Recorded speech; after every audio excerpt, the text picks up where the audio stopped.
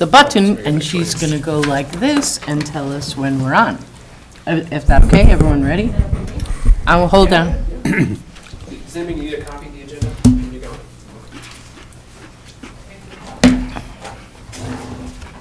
Good afternoon, everyone. Welcome to the February 21st, 2024 meeting of the Cook County HRA. I'm calling the meeting to order and looking for a motion to approve today's agenda. Also move. O'Brien, and a second. I'll second. Gabler, any discussion? Hearing none. All those in favor, say aye. Aye. Aye. Motion carries 5-0. Oh, and let the record show that the full board is in attendance. Then the next is approval of the January 24th meeting minutes. Chair, if I might, there was one correction that you had sent me, Yes. and that has been amended on the record here. There was just an error with, it was supposed to say HRA instead of IRRR. So that correction was made. Okay, very good. Thank you, Jason. Motion to approve the minutes as amended from what you saw the first time.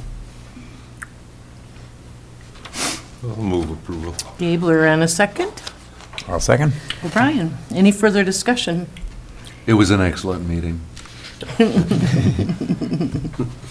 Thank you. I was proud to be part of this board, watching it. It was. You were missed. Yes, indeed. All right, all those in favor signify by saying aye. Aye. Motion carries 5-0. Thank you, everyone. Then we have an opportunity for public comment. We have with us today Teresa Bida, the Executive Director of the EDA. Do you have anything for the board? No, if you need a notary. A notary, okay. It's good to know. Are you moonlighting as a notary at the moment? Thank you, Teresa. Thank you for joining us. Then we'll move on to new business. We have Resolution 24-3, authorizing the Executive Director to apply for grant funds of up to $250,000 from the Department of Iron Range Resources and Rehabilitation for the purpose of assisting the construction of new single-family homes in the town of Tofte. Jason? Yes, Chair. The EDA actually approved their version of this resolution yesterday at their board meeting, as the EDA is still a conduit for IRRR, at least for the time being. And so this, everyone's well familiar at this point with the Temperance Trails project. This is for infrastructure assistance. I think I had told the board before, IRRR encouraged us to submit the application, submit the draft resolution, and if and when it was approved, then we will submit the final approved resolution. So this is just that final step before the application is actually 100% complete. Very good. So I would look Move for approval. motion by Commissioner Gabler, a second. Second. Olson, I almost said O'Brien. No, Yeah, other it's side. Oh, there. My O's. All right, any further discussion? All those in favor say aye. Aye. Motion carries 5-0. All right, then we move into the director's report. Jason has a lot to tell us today. I promise, Chair, I will do my best to be succinct. That it has been a very busy month. You always do a great job, and we and the listeners appreciate everything that you have to share, so. I will take your word for it, Chair. To start, RedPath audit for 2022 now was done, and I sent a link. It was quite a long document because it was the county audit as well, and so I didn't want to attach that to the agenda, but here's a link for the public, and it's also on our website, the link to it. And I also listed on the agenda the relevant pages. Again, just to recap, no findings. Everything looked good for the HRA's portion. Of course, this for the 2023 audit now, it will be just the HRA, not commingled with the county's audit. Standalone. Correct. Yep. So that was all with that. I just wanted to follow up on that. We're finally receiving that from RedPath. So just clarification for anyone listening, when you said here is the link, Oh, it's apologies. on the agenda. Correct, Chair, yeah. And that's on the website. The agenda is on the county's website. On the county's website. Correct, and then the link is also on the HRA's website. Okay. So if people are really interested in the Riveted county's. by audited Yeah. reports. Our section is pretty minimal. In fact, the pages listed are really just where they references the HRA in any capacity in that document, so. Well, we did note the presence of net worth here, or available funds of $5,900, something like that, at the end of 2022. Correct. Carry forward. Good job was staying pretty in minimal. our budget. Yes. Yes. If no questions about that, I'll move on to the Heights. It's been a very busy season for that project. Just for those of you who haven't, I suppose, read the news or listened to the radio or tracking, there was a height variance request on the 7th that was approved by Planning Commission, and then subsequently last week, City Council approved the variance as well. From my perspective, a big win for other reasons, particularly because it opens the conversation about where height should be more appropriately reconsidered.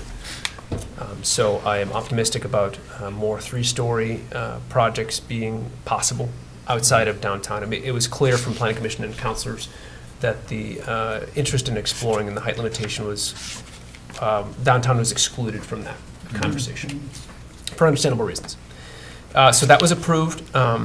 The tax abatement conversation, we went to the county board last week on Tuesday, and then on Wednesday to City Council. As you probably know, that was also approved in both cases. The city's approval was more of an approval for, they were committing to continue to explore how much abatement and for how long, but that was their indication, especially for the IRRR application. That was the spirit of that resolution.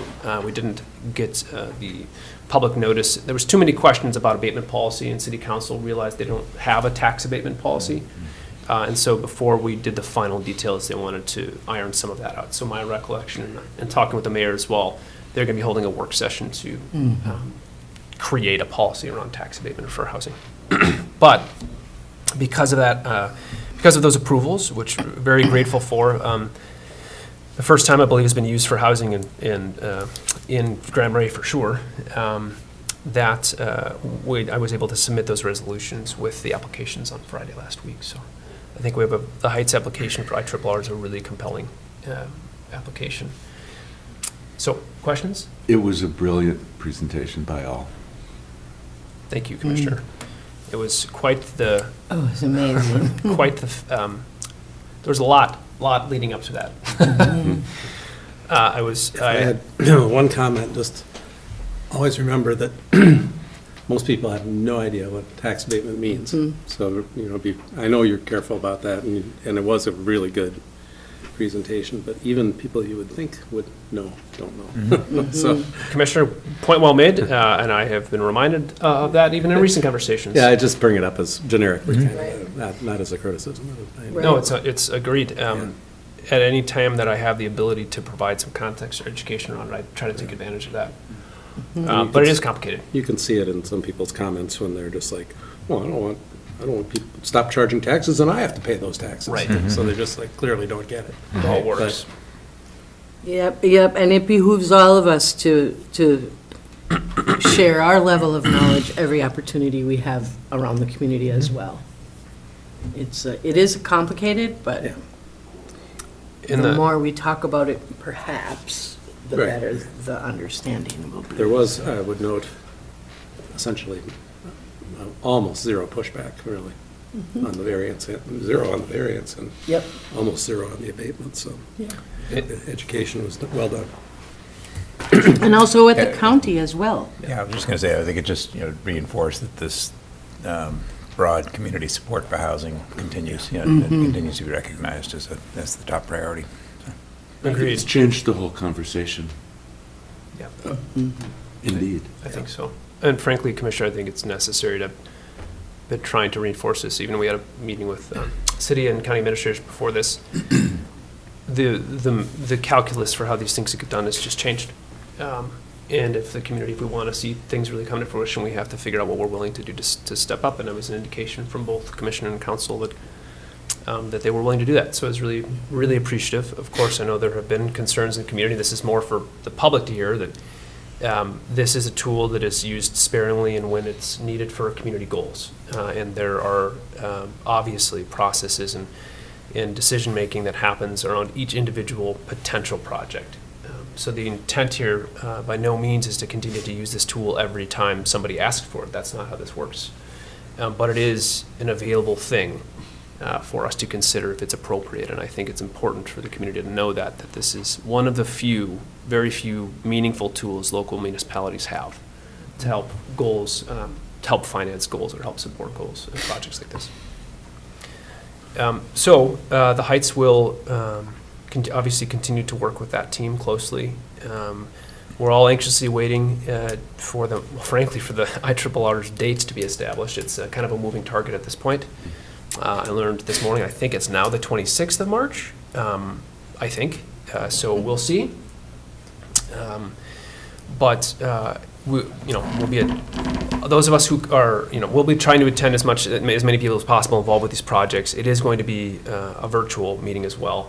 They're encouraging folks to not attend in person because they don't have, I think they have to rent an office space or something to hold a meeting in St. Paul. They're doing it in St. Paul because they're Yeah. in session. Exactly, yep.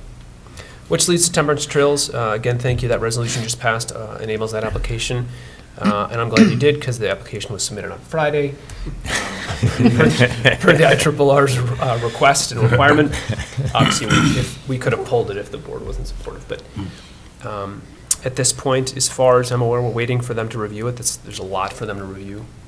3 full applications from Cook County. From the HRA, there are other ones actually that are being worked on from the EDA.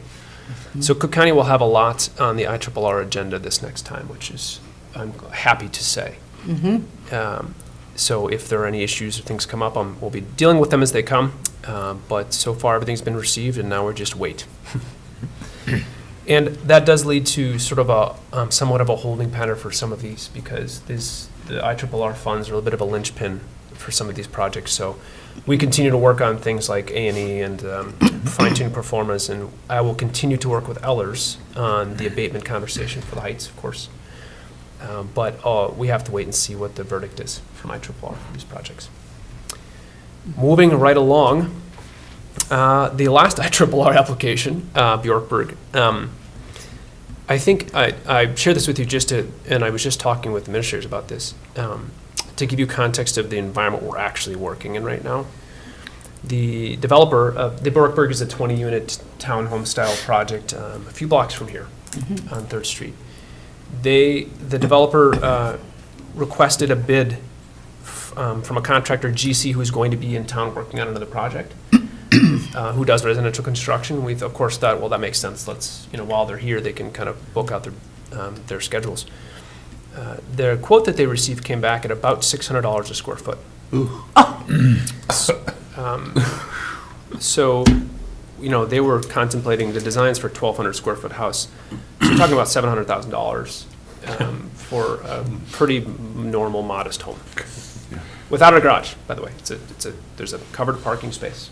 So my point is, they're not going to go with that GC as it happens. But my point is simply that we're in a construction environment now, and I just want to take these opportunities to remind folks the reason we ask for assistance and the reason we have to apply for these grants is because that's the building environment we're in. Clearly, this particular contractor is not looking for a lot of new work. So if this was a one-off situation, I wouldn't pay too much credence to it, but it isn't. My colleagues in Duluth and the Metro have had similar experiences depending on the project. So not quite this high. This is the highest that I've seen from a reputable GC for a residential project. But I just want to add that context for folks to understand. We're trying to compete with building costs that are exorbitant. And we just have to figure out what can we bring to the table to help make it happen.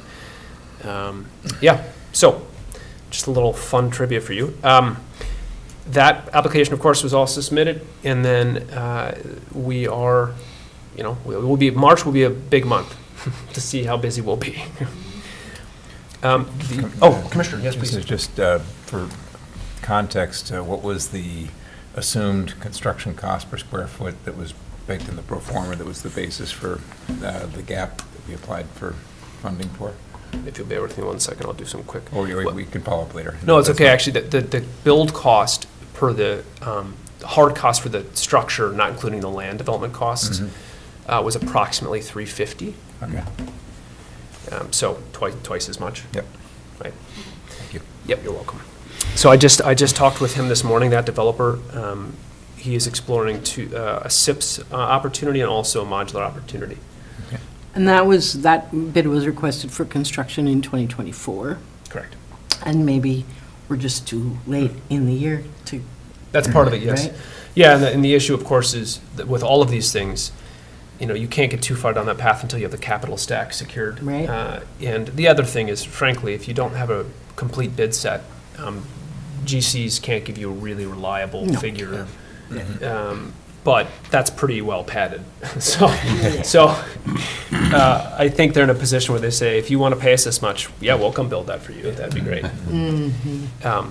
But it is an indicator of, I have heard from some colleagues in Duluth, real numbers that are like 350 to 400 square foot. Which is pretty incredible. So the non-IRRR project here, we're going to come up with a better name. We just didn't want to get too attached until we had some approval. But the property at the city property up on Highway 61, the city also approved providing that to the project for $1, which I'm very grateful for and relieved. I think have folks seen the renderings of that at all? Yeah, that's interesting. Yeah, it's not final, of course, but the developer's an architect by trade and wants to make it something visually different and interesting and feel good for residents. So I just talked with him this week as well. Now that we have this sort of thumbs up from the city, we are going to continue to work on the Minnesota housing application that's due at the end of April. And the request as of right now is about $1 million from that program. That's the workforce housing. Correct, the Workforce Housing Development Program. And one thing that I learned late last week was Minnesota Housing, from one of the lobbyists from the groups we belong to, is Minnesota Housing is planning on making available the entirety of that funding, the $39 million that was allocated for the biennium. So typically the state breaks it up into two chunks. They suspect the applications and the requests will be sufficient where they will commit all of the funds or almost all of the funds in the first round. That's the only one that we have Correct, yeah. at this time. Yeah, well, I was working on a backup one for the next round, but there might not be a next round. All the more reason that I really wanted to make sure we got something in. So we have this sort of, frankly, one-time shot to apply for these. And it's difficult frankly, with developers. I try to ask them, have you looked at local costs? How many times have you talked to local subs? Have you, because they're used to, bidding projects across the state, and I don't think a lot of folks, until they get up here and really get boots on the ground, they really don't know how much more expensive it is. Right. So I'm trying to help provide that for developers, but again, until you get hard bids from somebody, you just don't know. Right. Another thing that I experienced, Jason, when working with the local subs, many of them have no understanding of prevailing wage. Yes. So that's an education process Yes. that needs to occur simultaneously. Yep, You know absolutely. that. Yes, I learned. Okay. It's very different from Duluth, for example. But yes, good point, Chair. So that is part of the conversation with and the developers, that all the projects we're working on are aware of that requirement for the funding that they would get. Okay, yeah. Director, has the city established a value yet for that? They parcel? did, yes. They had a broker opinion value for that parcel. It was $350,000 for if you recall, where there's like a western, where the little garages, there's a smaller chunk on this that's bifurcated. That was not included, so it was $350,000, and we're not asking for the entirety of the property. Right. Council approved just the property that's needed for this project. Which is about 2/3. East side or the west side? East side of that East side, road, yeah. okay. Yep. Okay. Yep, it's They- about They 2/3. talked about the appraisal a lot in the meeting, but they never shared it with the audience. Yeah, So- there wasn't a formal appraisal, it was Well, POV, yeah. the actual document came in apparently just before the meeting. That's so- what I heard too. Yeah, it was. I hadn't nice seen if it they either. Held it up to the camera or Yeah. something. I was like, come on, what is it? I was curious as well. It wasn't a deliberate oversight. That's a chunk of change. Yeah. Yeah. Yeah. But then it's the, whatever part of 350 to $1 will be what we get to credit as a local match for when we're going for the other funds. Yeah, great. Commissioner, you're reading my mind and maybe the agenda, because the next bullet point is match funds, which is just to point out that exact thing. So we're holding a placeholder in the pro forma for what that land might be valued at. And actually, we're about right where we need to be, about $250,000 after they cut off a third of it, so to speak. That's about ballpark. And that's a defensible figure. So then it's incumbent upon the developer and I to try to, and all of you, should you choose to take up this task, we're trying to we have to figure out where the remaining 250 comes from locally. Now, the clinic has indicated an interest in participating to a small extent as an investor, like a very small equity investor. That's how they can structure it. And so I'm with the developer meeting with other folks who may be interested in participating in that capacity. We're waiting for some final guidance from Minnesota Housing as to how exactly the local, it's not clear how the local match, how we can structure that participation. And so he has some communications into that program manager, and we're waiting for the sort of final yes, no on the equity and what that needs to look like. Typically, they'd like, this program's changed a little, definitely changed from the last go around. So if we can use it as equity, obviously it's easier to get people to participate. If we can't, then we have to scratch our heads and look under more rocks. But to your point, it's a 1 to 2 match. So if we get $250,000 of land equity, we can ask for $500,000, and then the project's gonna have to change a little bit. So, any other questions on that particular project? Okay. I think it's going to be a beautiful gateway kind of project if it happens. Yeah, I agree, Commissioner. That was the part of the notion is that's one of the first. Well, it's the first newer thing you're going to see coming into town, and the first multifamily. And our hope is that with the Heights, we'll sort of open up that corridor and feel more like you're coming into a city environment. The neighborhood. Yep. Where activities happening. Feared that stretch would turn into, strip mall or strip strode America. Yeah. Which would be a shame. Yeah, or mini storage across the whole way, which Yeah. there's a need for that for sure. But Its best use is going to be it. Right. Yeah. agreed. So we're hopeful, but as I will continue to be this broken record, nothing is done till it's done. So my job is to bring as many of these and give them a fighting chance as possible. Is anybody in touch with the Forest Service about their housing needs? I just talked to them last week. Okay. Yeah, they have a new, I don't know, regional director or what, I can't remember her title.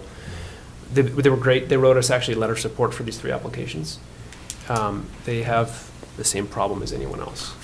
And so we're continuing to talk about what are creative ways that our agencies can work together to help tackle this a little bit. Their needs have actually changed a little bit because they're not doing as many seasonal employees as they used to do. Nationally, they're doing more full-time because it's having a big recruitment problem.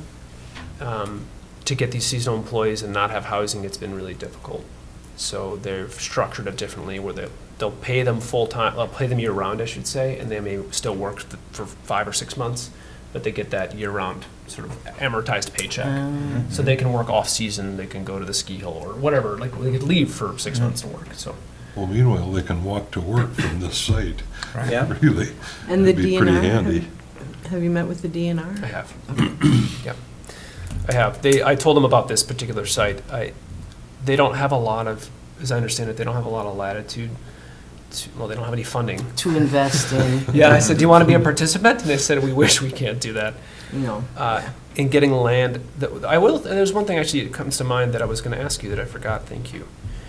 I'm talking with them about the opportunity to use part of the property they own to provide. So up yonder you probably have seen, they have campers and RVs, and I think Cassidy has it for employees, is my understanding. I asked them what would their appetite be for doing another version of that on their property. They have some land, of course, and they could reserve part of it for their employees and then make the rest of it open for actual workforce for the summer busy season. seasonals, yeah, And so they're exploring their ability to do that. very good. So just putting that on your radar, that might be an IRRR application to help with infrastructure to pay that, but it still would be seasonal employment housing, and it would be restricted for workers at the county. Like gravel roads, sewer, water, electric? Yep. It would be like gravel roads already feeding off of what they have, the existing infrastructure, and extending some of those utilities to, think of an RV park sort of thing. But that they could, again, for especially for their busy seasons, they could house folks in there. There are many, many, many said people moving around the country, Yeah. working that way, Yeah. have been for decades and Yep. decades. Yep. And there's no room downtown. Yeah. I mean, Administrator Roth just told us it's entirely booked for July and August. Like there's not an open spot. yeah.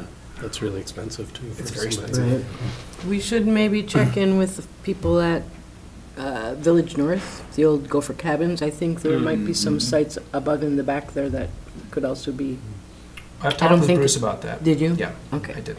That has been put on pause for now. He's still thinking about doing that. Oh, okay. I think with Sydney's and trying to, Yeah. it's taken some of the bandwidth. Lots of irons in the fire, yeah. Yeah, for sure. But I am going to start looking into a, Minnesota Housing has a mobile home financing Yeah. product. Yeah. And I've heard from a number of folks that that would be a very viable, interesting opportunity for folks. You might know, I think it's the owners of Cascade Lodge have owned some of the mobile homes in Lutzen, Yes. west of the laundromat and the liquor store there. And In Paradise Park? is yeah, that- yeah. And they're full. And I just talked to a gal who bought one of those and was so grateful. And it was within her price point. And I also had a conversation a couple of years ago with Joe, why can't I think of his last name, owner of Bluefin Bay, Swanson. about land that he owns up by the old Tofty Airport that he Yes. was looking at developing for that purpose. I did talk with Joe about that as well. Okay. Yep. My understanding is he wanted to also make it sort of RV parkish on a short-term basis. So I think that was part of the complication. Okay. Are there zoning issues? There, yes, there can be, depending on where it is. I was just Yeah, curious. no, it's great. I asked the administrator, county administrator, that half an hour ago. Same, how would you feel about this? And he said, hey, if it helps with workforce to, this was in the context of recognizing City Hall is going to be under construction. There's going to be, if the project downtown happens on Wisconsin Street, Joel St. John's project, Mayhew 2.0, I think, that will be another bigger project. If Switchback and the Heights, like, we'll have. For years. Yeah, right, Yeah. exactly, yeah. While we're on this subject, a little bit of digression here, but that closed motel that's just east of the Aspen Lodge, The Spruce Glen. what do we know about that? Go ahead. Well, there have been conversations over the years with Mark Sanbo, who manages the property on behalf of Barney Pete, and it stalled, and then we'd talk some more, and then it would stall. But we should revisit that again for construction workers for summer. I think there might be some issues with the property for winter, but I think Yeah. we should sure maybe there are. reach out to them again. There may be some issues for summer too, but Yes. they might be more surmountable. Yeah, I did talk with, I think it was Mark, yep. and he had offered to do a potential deal for, this was last year though, when we thought Switchback Been a was going to while. start. Yeah, so Yeah. I need to revisit, once these get the final green light. But I did put the developer in touch with him. It's just a shame to have empty rooms sitting there. Yeah, I absolutely. know. Similarly to Aspen Inn, too, right? I have inquired about that, but I haven't been able to figure out what the story is or what the intention is with that building. If there are any leads, I'd love to It's chase. the same owner and the same manager, Yeah. so it's, Oh, that's Mark. the one I was talking about. so Aspen Inn is over by, Up yonder. Yeah. Yeah, that's the one I was thinking of, yep. Spruce the one- Glen is over by. Aspen Lodge. Oh, that's Inn is- Aspen Lodge, that's Aspen Inn, okay. Yeah. Yeah, Aspen Inn is operating, right? Pardon? It They're is, operating. in the They're summer, not in the winter. Yeah. Right, but I know that it has been used for worker housing in the past, so. Yeah. Yeah, Yep, the so that's the timing- one I thought we were The talking about. timing, I mean, I know Barney for years, and he's getting to an age where maybe he'd like to Not have it anymore? not have stuff up here anymore, yeah. That's just purely speculation on my part, but I think I and others probably have heard mixed reports about him wanting to sell it or keep it or not sure, and, yeah, but that's a good, I'll It make a note to. changes. Yeah, sure, sure. There have been people in conversations, obviously, with him. Yeah. But if Jason reaches out, if you want to be a part of the conversation, having that history, maybe Yeah. that would be helpful. Bill might be able to join you in that. Sure. That would be, Mark, CFO, okay. I have his contact somewhere. I have it. Oh, yeah, If you need that's, it. yeah, I'll ask you if I can't find it. Great, thank you, yeah, it's, like you said, Commissioner Olson, this is potentially several years of need for this housing. So, it's not, the RV notion isn't is a temporary solution, but it also, I mean, frankly, I'm kind of surprised we don't have more campgrounds near the area, considering how busy, now booked the Grand Marais RV park is. I know. And I remember when Wolf Ridge was doing their recent big construction project, they had Well, RVs that were specially made that had the bedrooms on the opposite ends and the living space in the middle, so that construction workers would be more comfortable living, sharing the space. And then they sold them after, and I don't know, maybe there's some of those units around somewhere. Like at Bullion Homes in Duluth, I think they were brokering them. Oh, sure. Those are readily available. You see them going by, they go to the oil sands and North Dakota? up in Manitoba, you know, and Oh. you see them going by on the highway here. Oh, wow. Hordes of them. In fact, we had 3 of them get stuck at Sawbill one time. They sent them, they were too big to get under the bridges at Taconite Harbor. So the long way Sent around. them, they gave them the wrong directions. He showed them the directions, and they ended up at Sawbill. At Sawbill? And they couldn't turn around. And it was, I went down, I saw him parked down there, I hustled down there, and the guy got out of the first truck, and he said, "Are you the guy in charge here?" And I said, "I think so." And he goes, "Okay, first thing, we're gonna do no harm." Obviously, he'd been in this experience in this business. And they managed, it took them like 4 hours, but they got all 3 of them turned around by going, you know, inch by inch Oh, by my inch. gosh. Unhooking, going to the other side, inch by inch by inch, but Oh, they made it. my. He was not happy. I bet not. He got in the directions from MnDOT too, so. Oh, from oh, God. Yeah, and he had them, he showed them to me, so he was in the clear of it. MnDOT probably got a phone call about that. Yeah. Well, if folks have any other silver bullets or ideas about this, I am all ears. Please just call, shoot me an email. I really just, this is going to be some pressure that's great to have. It means things You are know, happening, but. while we're on the subject, Ah, I hate to digress, but, you know, in Grand Marais now, a few years ago, they made it possible to build auxiliary dwellings. and- ADUs, yeah. And nobody's doing it. Yeah. Why is that? 2 reasons, from my perspective. I've talked with the Plan Commission and the City Administrator about this. One, financing them is very difficult. I did a lot of ADU work in Duluth. Banks don't want to do it, is that what you're saying? or- Yeah, the issue is the people who can afford to do it, really the clients for ADUs are landlords and folks with money, people that have means. Hmm. So the typical ADU tenant is a family member or a workforce employee or something in the community. And so you can imagine someone who owns a lot in town and they live in that house, maybe they're willing to have an ADU in their backyard. But if they don't have to, for financial reasons, or if they don't have an employee, or they're, not trying to make more money or something like that, then it feels like an encroachment on the property. So one of the problems with ADUs is marketing and understanding who's the actual target market for those products. It's not a zoning issue. ADUs are allowed in Minneapolis, they're allowed in Duluth, they're allowed here, and they haven't happened in a lot of those places, not to the extent you would think. They got a lot of press. Yeah, They're not. seems like a good idea, but It seems like it is. apparently not. But the bank also, the issue is if a house has a mortgage on it, the mortgage is for the legal description of that property. So you have to have the bank sign off on either they get bought out at double the interest rate now, right? So you take your existing mortgage balance of 100,000 or something, and then you have to add the cost of the ADU, which, by the way, per square foot is pretty pricey. And then you have to pay more in interest. So right now is not a great time to do it. Does it affect the actual property value negatively upon sale of? Depends. Okay. It depends. One of the problems is that there are no comps. Yeah. So the banks right now are like, well, how do we treat this? If you used it as a rental income property, you could use the income, like the revenue, to show the value. But for instance, a lot of cases, this is actually one I'm speaking to Care Partners, Care Center. Next week, I think. They asked me to give a presentation on senior housing. And I'm going to talk a little bit about ADUs because that's talked about a lot. But one of the clever ways that I've seen them built and used is seniors that own the house can build an ADU and have an on-site care person that lives there at a discount and then provides services, because that's also very difficult to find in home care. So if they have the means, that's a really nice solution. Conversely, I've also seen where, let's say a single older person builds a nice ADU for themselves, their kids buy the house and they move in the backyard.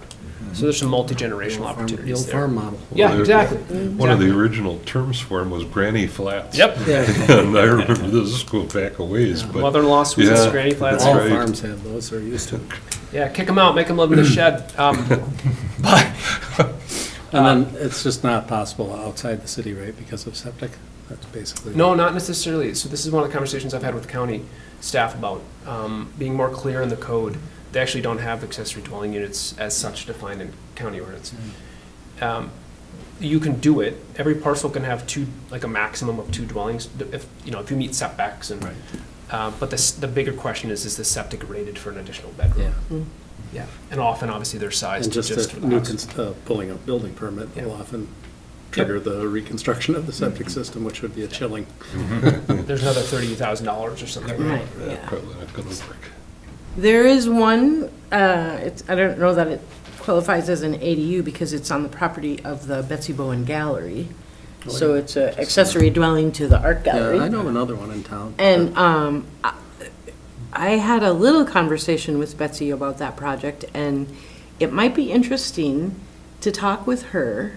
Maybe we can get her to do a summary of how she did it, because, Betsy's very thoughtful and, Frugal. frugal. I was trying to think of a different word for that, but, No, but she doesn't have Fiscally responsible. fiscal There we possession. go. There you go.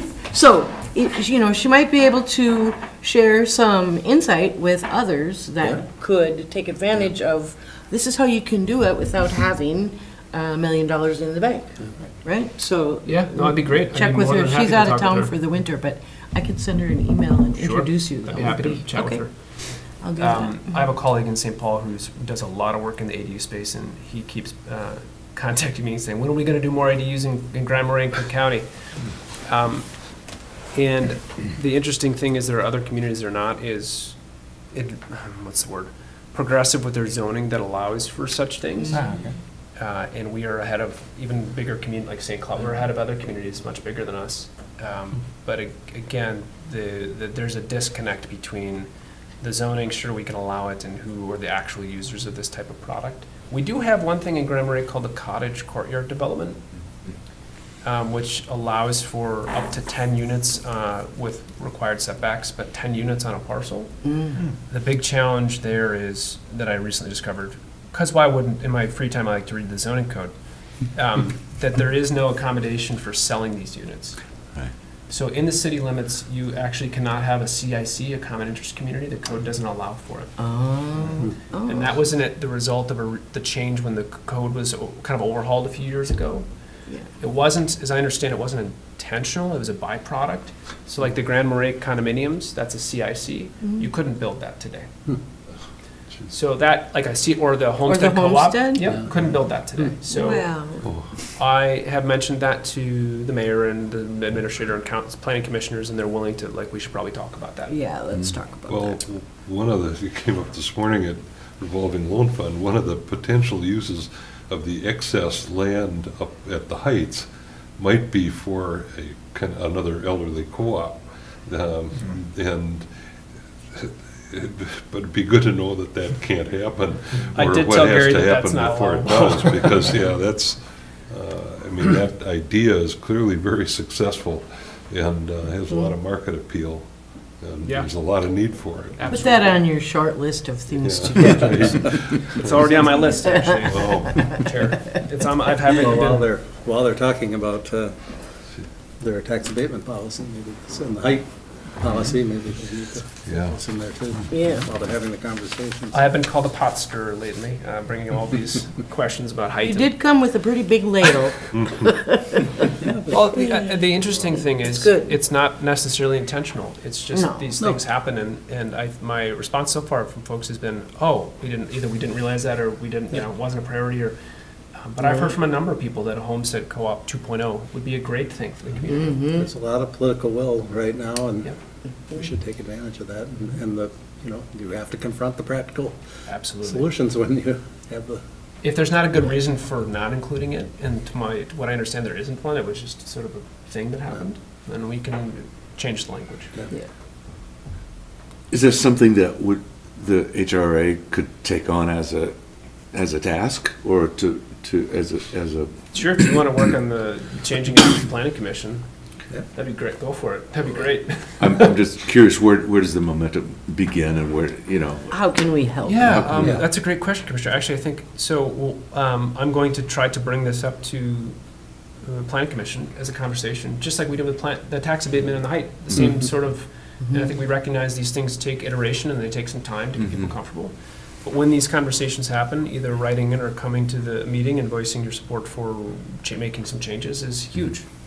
If there are Well, more that's people true. that show up and support, it's hard for them to say no, because it's a sensible thing to do. Is there a project that is credibly in the pipeline that we could point to and say, you know, if this rule change happens, then we can look forward to this project happening?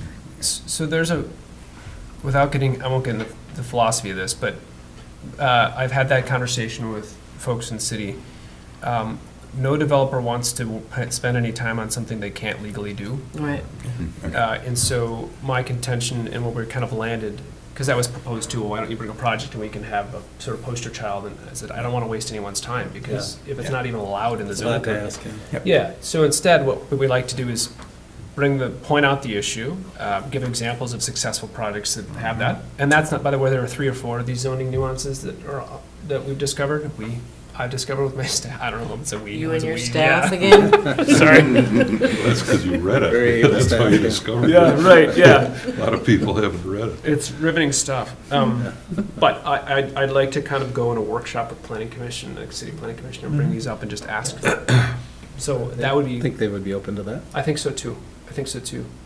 I was pleasantly surprised by And the invite variance, all so- of us to attend the Absolutely. workshop. Low- as Low well. risk and high return. Yeah, I mean, they can say no, but we should have the conversation. Yeah. So that's on my short list, Chair. Any other questions about that? I know this is all relevant to housing. Bogged down. Very good discussion, everyone. Thank you. Yes, thank you. Next on the list here is account transfers. I just want to give you a brief update. We successfully cut a check from the county. So our Grand Marais State Bank account has our one allocation of ARPA and then our levy balance. This county is maintaining the initial ARPA allocation of $586,824, I think is what it was. They're keeping that because there are more reporting requirements for that initial disbursement. And so Brady and others felt that's fine from my perspective. So we have the other funds in the bank account of Grand Marais State Bank. And I just met with our bookkeeper, Carl, yesterday. We are now in the process of squaring we want to get all of 2024 in QuickBooks, just so that we can have a full year's worth of, so he's working on that. We will have, in March, we will have a financial summary for you. We just didn't get the check until last week or so, just want to give you an update on that. Saha, I attached to the agenda, it's highlighted Cook County. Right. This is state affordable housing aid. This was as a result of the legislature last year. Cook County will get, the county itself, will get an allocation of approximately $85,000 a year to go towards. A year for how many years? Until it's changed in law. Oh, So. it's not a one-off, I thought. No, Okay, it's in perpetuity until Okay. we get a swing and then they cancel it. okay. So this is one of the things that I learned about at the Elders Conference that I attended. And one of the, $85,000 is not that much, right? Right. But I did want to point out, one of the useful tools is if one of these projects that we're working on does come up to a shortfall or a gap, and this, by the way, it has to be spent for housing, right? We could use this, just like a tax abatement or a TIF, we pledge against it. So, for example, we could say, we will provide 35,000 of this allotment every year for the next 10 years to help fill the gap. So it's not in the initial $85,000, that won't get you much, but it's the term that will be helpful. So there's sort of a back pocket trick here, so to speak. In the county, I have to talk with of course, it's the county's funds dedicated for affordable housing. I feel pretty confident they're going to want the HRA involved with that. And I really want to reserve it if the board agrees, at least for now, until we see where these projects end up, so that we have some cushion, maybe to commit to help get them over the edge if they need it. What are the restrictions on use? There are several, and I can send those to you too, but they're not, it's really, as I understand it right now, you really just have to show like where it's going in a project, document that. Affordable housing. Yep, yep. So all the projects we're working Affordable on with a have capital A. Yeah, right. All of the projects we're working on have some component of rent or income restriction on them. So they should be qualified. Now, I think there's some final guidance still coming out. When I get that, I can share it. But that was a pleasant surprise to some extent. Jason, just a kind of a curious question, could you use it, I'm sure all our projects are going to be remarkably successful, but let's say down the road, a couple of years in, and all of a sudden, the rents aren't equaling expenses, and could you plug some of this money in at that point for affordable, I mean, to keep the rents affordable to? I see. That's a good question, Commissioner. I'm not sure. So you're saying sort of post hoc, if you need to subsidize the rents so that they can fill the units, Yeah. it would seem like it should be eligible because you're maintaining lower rents, but I'm not sure yet. Okay. It's a good Well, question. just- When I Elders get the should guidance, be I'll able find to- out. Yeah, would help. And how frequently is this table updated? I mean, you said this is 85,000 is now the figure set ad infinitum, or does that get readjusted in every couple of years? There will be readjustments. The timetable, I'm not sure yet. Okay. My understanding is that it's not supposed to deviate substantially from Okay. that number. Good.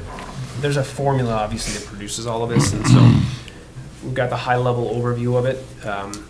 The state is trying to get a lot of different programs like this out the door. It looks like every county has the same base amount, Yeah. and then the flexibility is in the cost burden households. Right. So look at hand in whoever hand. and how often they assess whatever that is. Exactly, and I'm not sure how often Minnesota, or maybe it's the Department of Revenue who assesses that, I'm not sure. Right. These are really good questions. I'm hoping to learn more. I think the first disbursement comes in the middle of the year. And again, I still have to talk with Brady and James Yorkie about this. Okay. So, They must have a, Are you looking it up on the fly, Commissioner? no. Oh, he's just looking at the. Muttering. Cost okay. burden household aid, I just don't understand. Yeah, there's a what that formula. that So looks how like- many people in the county are qualified as living in a cost burden household, which means they pay more than 30% of their annual income for their housing? means. Okay. So we're allocated 6728. 6,000. It's another one of those things that, based on population, and I bet you this data isn't, I bet you this isn't, we have more cost burden households. We're above average in cost burden households, so we are. I don't know if we can appeal this or whatever. I mean, we could try, Chair. Yeah, I would need to see how they exactly if we could calculate it. figure out how they got to this number and what we think it could be otherwise. And I like you said, I know it's also subject to population, right? Yeah, Yeah. So it's not a per capita, it's what's the total number of cost burden households. Yeah. And we have, I think we're number 4 for the least populated counties in the state. So we have a proportionately higher level, but we have fewer. we still have fewer people, Right. I know, that one-size-fits-all thing haunts us. Doesn't always work. But yeah, I will update you as I know more. I just want to let you know we have sort of this tool that's coming. It's something that we didn't have Amen. Yeah. before, so, Yeah, it was a benefit to learn about that. yeah. Just a quick update on Harborview. I've told the board that I've been talking with the new ownership. I have heard back, and I'll just say this: the owner responded. I basically sent him a list of proposed terms and how we could be involved in helping to secure affordability in that project longer term. And he wrote back with counter terms, which means he's at the table willing to talk about it. Good. I just have to find some magic money, but we have a little bit of time, a year and a half or so. But it means the conversation's still going, so I just want to, from my perspective, it's a good indicator, it's a good signal. It will require us to provide some assistance for the renovations that are required in that building. In exchange, at least right now, the owner's offering to keep about 2/3 of the units receiving Section 8. So I would love 100%, but 2/3 is better than 0/3. So I'll continue to, when we have something more concrete to bring to the board, I'll let you know, but I wanted to update you. That's an ongoing conversation as well. Very good. Okay, this one's fun. I attached this to the director's report, I believe. And This is the Northeast Minnesota Home Consortium grant that we received for the pilot program. You'll notice that the pilot program has not launched, and it's not launched yet because I got the grant contract, I think, a week and a half ago. Last week was remarkably busy. And so I finally had a chance last night or this weekend or something to take a really hard look at the contract. Did anybody dig deep into that? I don't know why you would. No. Okay. I don't know that we got it. Was it attached to the agenda? It was the Or director's report. Director's report, okay. It should have been. I think it was. I think it Okay. was. I might have clicked on it and then closed it. Quickly thereafter. Like, nope, Jason can Hand do this out. this. Yeah, I don't, Okay. I wish I could have done that. but I didn't. Yeah. But thank you for Yeah, you're welcome. And here, I'll give this to you folks as well. This is the summary. these are some of the items that the grant agreement requires. And actually, we're fortunate. Oh, I did look at that, yeah. Director Bida is with us, and she has experience working with home dollars, and she can corroborate some of the challenges. So I just want to start off by saying that I'm very grateful that we were received the funds. Very grateful that they saw it as a worthy project.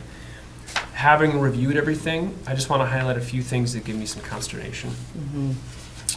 One is every project requires what's called an environmental review. So if we're doing replacing a window in a house and it's a $1,000 project, that house needs to get an environmental review.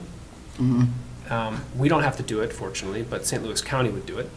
And I believe they have one, maybe two people who do Yeah, that. Cook County No, would do St. it. Louis County. Oh, St. Louis, okay. Yeah, because St. Louis County is the steward of these funds. They're the convener of the Northeast Minnesota Consortium.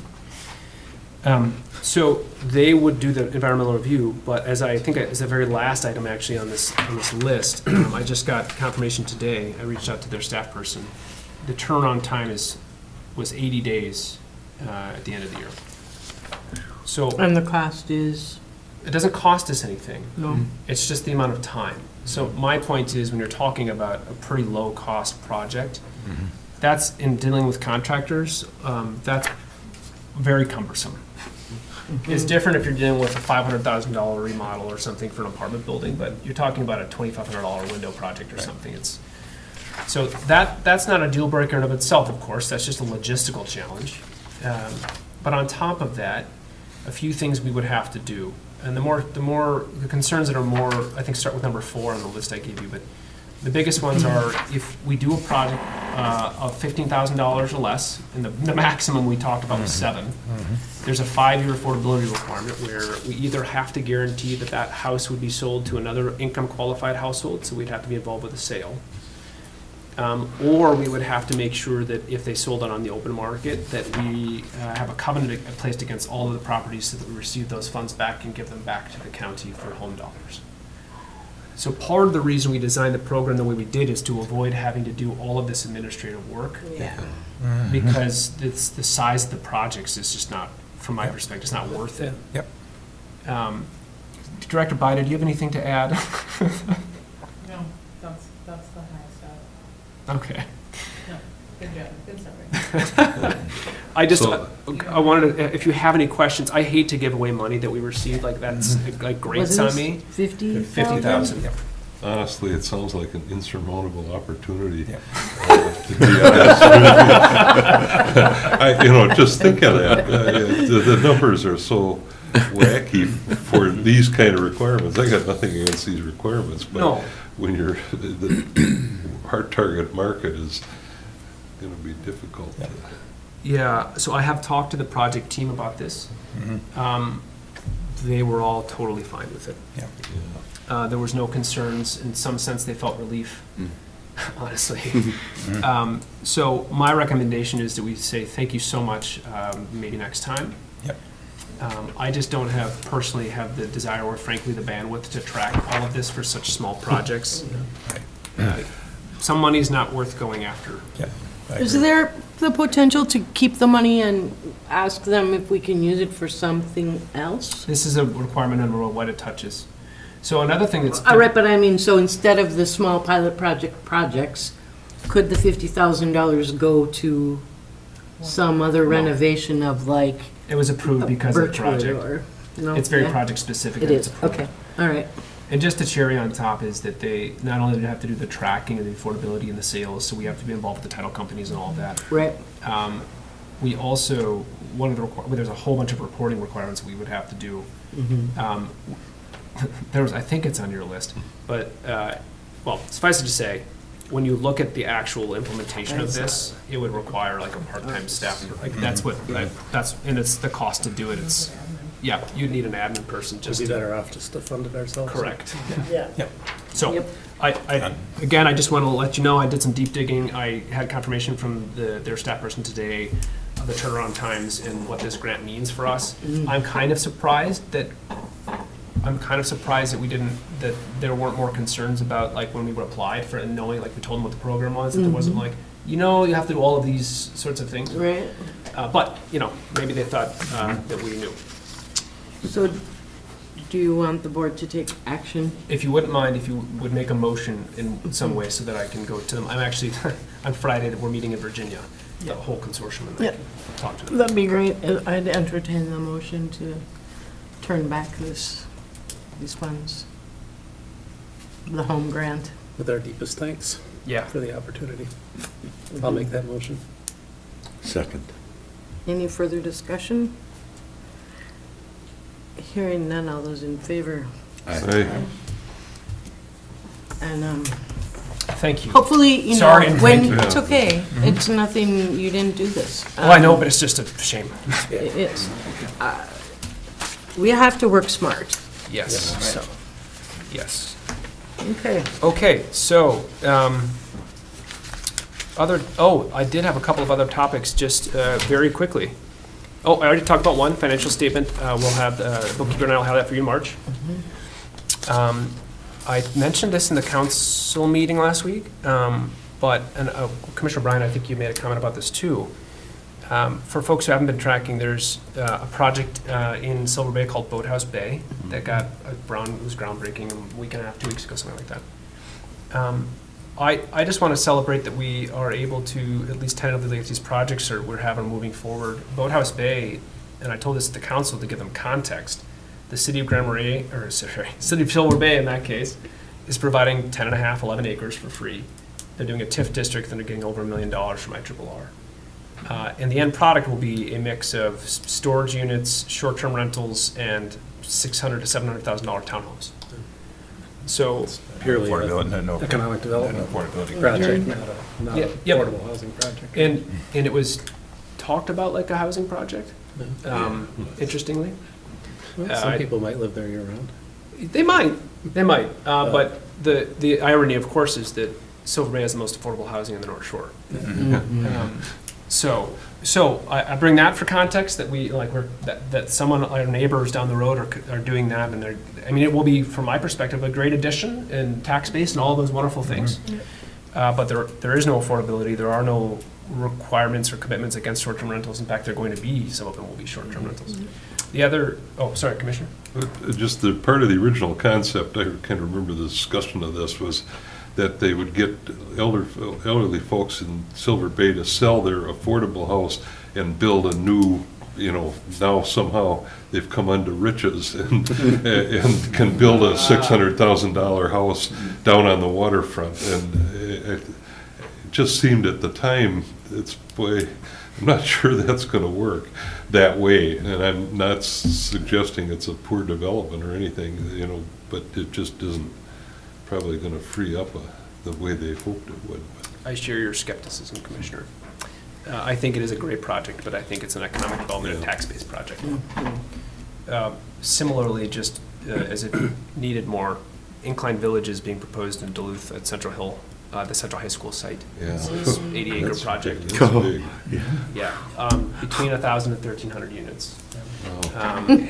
And as of right now, there's been an approved TIF, at least a TIF district by council. There is no affordability in that project, or no commitment for it. And they still require $40 million in tax increment financing to do the full phases. So my point is, even these market rate deals need free land, TIF assistance, and there's no, to have short-term rentals and expensive housing.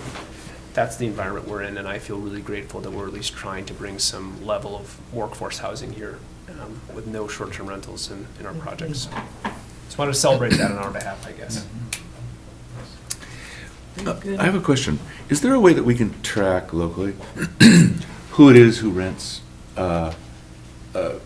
apartments at the Heights or wherever else, or buys a row house at the Bjorkberg property, to be able to know, did they sell their house in town, to Oh. move here?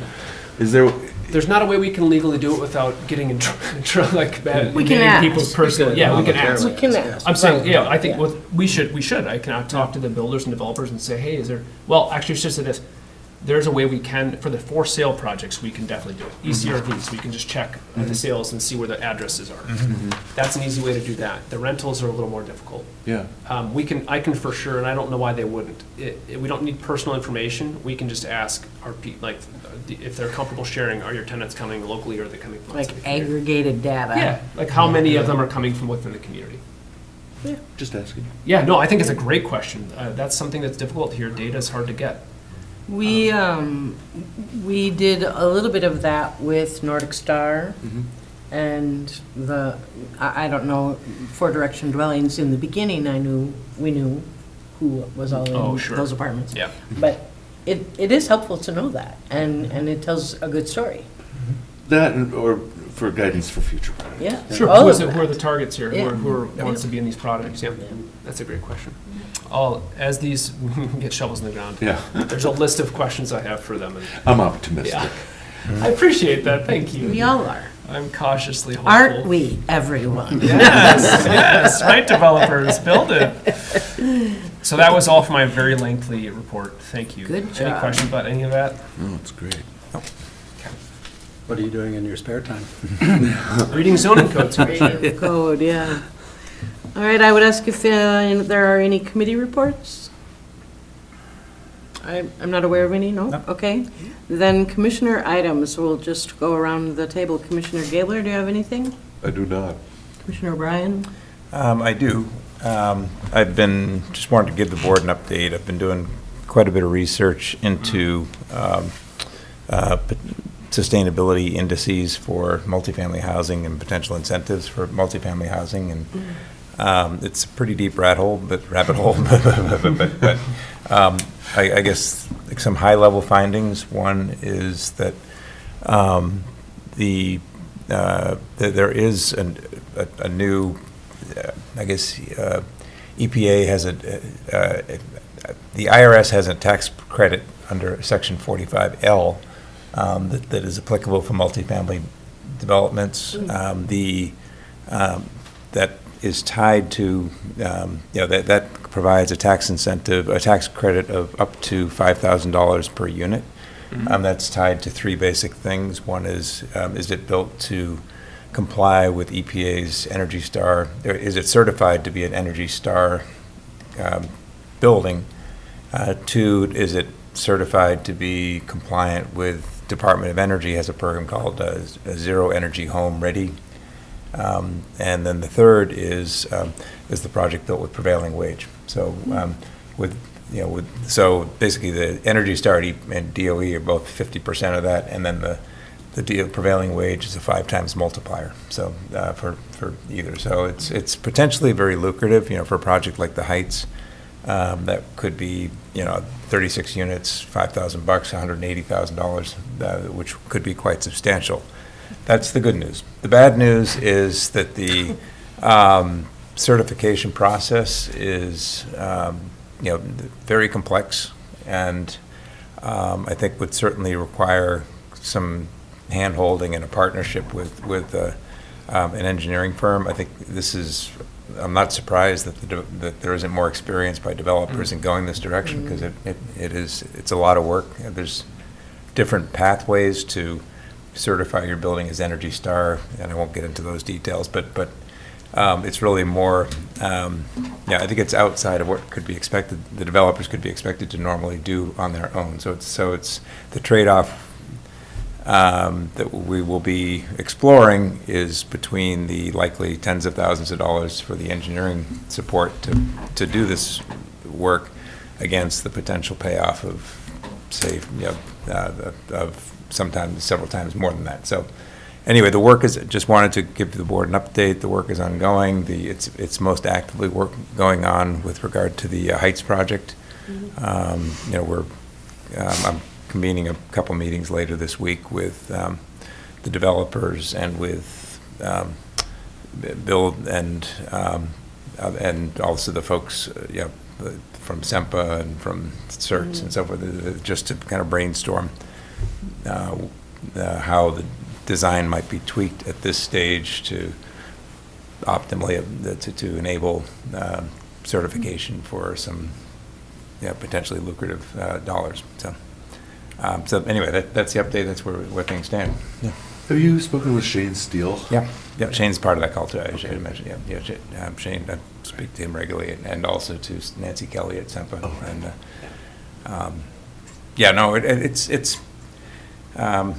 anyway, it's interesting. I mean, I'll give one example. For that Heights project, one open issue right now is that I was very pleased to find that the plan is to provide individual heat pump units in the in each unit, which I think is a terrific way to go. In digging into that a little bit deeper, the model that's currently being selected doesn't qualify, is not efficient enough to qualify for rebates either under SEMPA or Energy Star. So, so that's one example, and likely there'll be other. There's some specifications for how efficient the lighting needs to be and how efficient everything is. So it's a learning process. I think we're achieving the goal of, from my perspective, we're achieving the goal of being an agent of transparency about these decisions in the development process, and we don't want to gum up the works, and understand that if something's not doable, it's not doable. But we do want to highlight the opportunities, and I think this, so I think it's some good positive momentum. So. Thank you for doing the good work. Sure. Mm-hmm. Commissioner, real quick question about that. It sounds like, if I'm hearing you correctly, that there is, I don't know what exactly it is, but there is a cutoff point scale-wise at which it doesn't make any sense, or makes less sense to pursue this, because the number of units, it's per unit, right? It's per unit, yep. What I don't have a handle on yet is how the engineering costs scale. Okay. And so we're still in the early stages of, I've been working with one of the firms that responded to our outreach earlier, and we're sort of dancing where they're helping me with more information, but don't want to do too much work yet. And so so I don't have a good sense yet as to what the cost would be for say the Tofty project. Sure. Sure. Okay. And I'm sure there'll be a learning curve as well, whereas once it's done once, it becomes a lot easier to do the next time. Thank you. Okay. Commissioner Henson? Commissioner Olson? I have one thing. I serve on ARDC's revolving loan fund. We had a meeting the other day about a project, and I asked if those funds are eligible for multifamily, because those are commercial projects. And I was told yes, they are. Those funds are loaned at 75% of prime, which may or may not be, whatever prime is at that time, it's 70, so it's. Well, it's not nothing at all. What's the maximum loan amount, do you know? There have been some pretty big loans. I can't tell you right off the top of my head, but I would like to email you and introduce you to Chad Record, who is the person who's contracted by ARDC to put together the deals. Yeah, I didn't know housing was eligible. I didn't either. I'm going to do that. Yeah, thank you. Okay. Brilliant. Good catch. Wonder if they have $4 million available. They don't have, there isn't that much, I can't remember the balance available right now, but it's real money. Okay. It's, Okay. yeah. Well, if every house costs $700,000, it's probably not going to. Doesn't go very far. Let's talk about a different project. Thank you. Yeah, I'll talk to him. Unfortunately. Yeah, Yeah, I was excited to hear that positive response. yeah. Okay. You'll hear from me about that soon. All right. If there is no other business for the HRA, I would look for a motion to adjourn. Oh, just note, our March meeting is on the 13th, Yeah. which is the second Wednesday of the month, Thank you, Chair. not the third And it's Wednesday. in the ITD room, across the hall from here. So make sure you note that on your calendar. You are not here that week, I had agreed to something else. take somebody to Duluth Yeah. for surgical services that day, but I don't know if I can charge it. Okay, well, if you are committed, you're committed, and you just let us know. Yeah, so we can make sure we have a quorum. Yep, no worries. Okay, now, a motion to adjourn. O'Brien, move. and a second? Second. Gabler. Any further discussion? All those in favor, aye. Aye. Motion carries. We stand adjourned.